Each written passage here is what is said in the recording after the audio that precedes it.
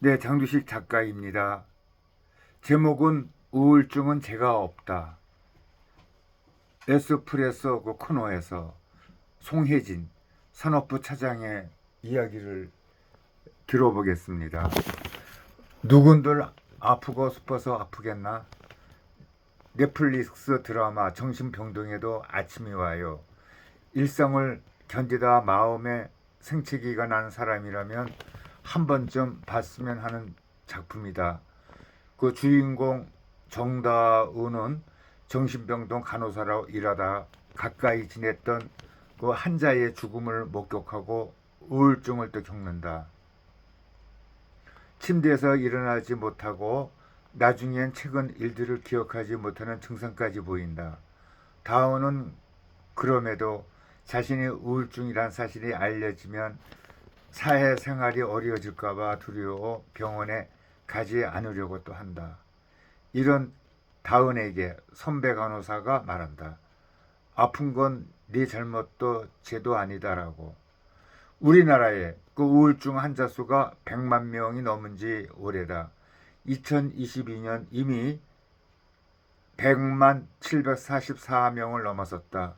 그 전문가들은 실제의 수는 훨씬 많다고 본다. 10명 중 1명이 우울증이란 말도 있다. 주변에 알리거나 또 치료하는 경우는 그러나 훨씬 적다.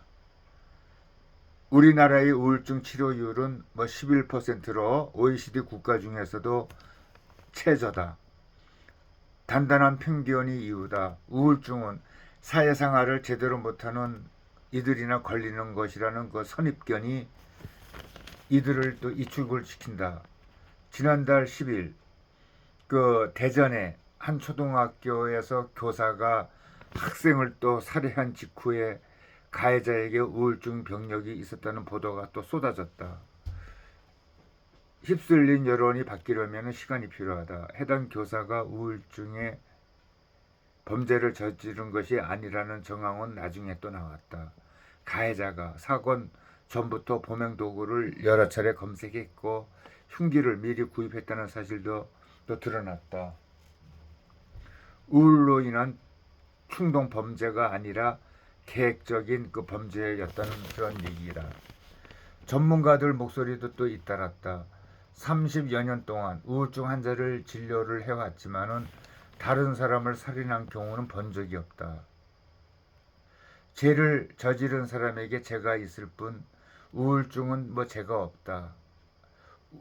우울보단 공격성, 폭력성, 반사회성을 봐야 한다. 우울증 같은 정신질환과 폭력에 큰 상관관계가 없다는 통계도 적지가 않다.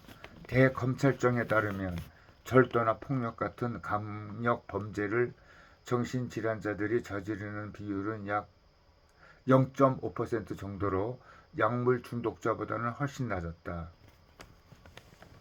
미국 노스캐롤라이나 대학의 연구팀이 3만여 명을 분석을 했을 때 사람들이 폭력을 저지르는 그 주된 이유에는 보통 약물과 알코올 남용, 아동 학대 같은 불우한 환경이 또 있었다. 중증 장애나 정신질환의 영향은 아주 미비했다. 일각에서는 앞으로 교사를 임용하거나 복직시킬 때 정신건강검사를 받게 해야 한다고 한다. 우울 병력이 있는 교사가 범죄를 저지르면서 사람들의 불안과 우려가 커졌기 때문일 것이다. 그러나 그 간역이 우울증이 되면은 실질적인 해결엔 도움이 또 안 될 수도 있다. 전문가들이 지적한 대로 사건의 본질은 그 가해자의 폭력, 공격성, 사이코패스 여부에 있기 때문이다. 관련 검사가 필요하다면 이쪽에 초점이 맞춰져야 한다. 우울을 겨냥할수록 우울증 환자들은 숨을 수밖에 없고 그 몫은 결국은 우리 부담으로 돌아온다. 우울증 환자의 절반이 한창 일하는 20대에서 30대다. 함부를 잘못 보는 실수는 여러 차례 있었다. 여기서 함부라고 하는 것은 이제 아픈 곳을 이야기하고 있지요.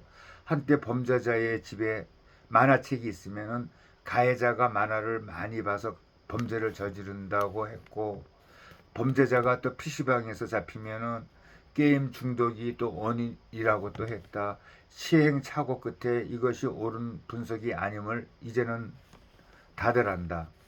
우울에 대한 접근이 달라져야 하는 그 이유이기 때문이다. 그 정신병동에도 점점점 에서 그 힘겨워하는 다은에게 동료 의사 고유는 말한다. 당신은 비를 맞고 있을 뿐이에요. 같이 맞아줄게요. 아프고 지친 우리 모두에게 하는 말처럼 들렸던 건 나만은 아닐 것이다. 네, 이렇게 끝을 맺었습니다. 얼마 전에 있었던 그 교사가 그 살인을 저지른 부분에 있어서는 정말 뉴스를 접하고서는 가슴이 비통했습니다. 다시는 또 이런 그 비극적인 일이 없어야 되겠다는 생각을 갖고 있습니다.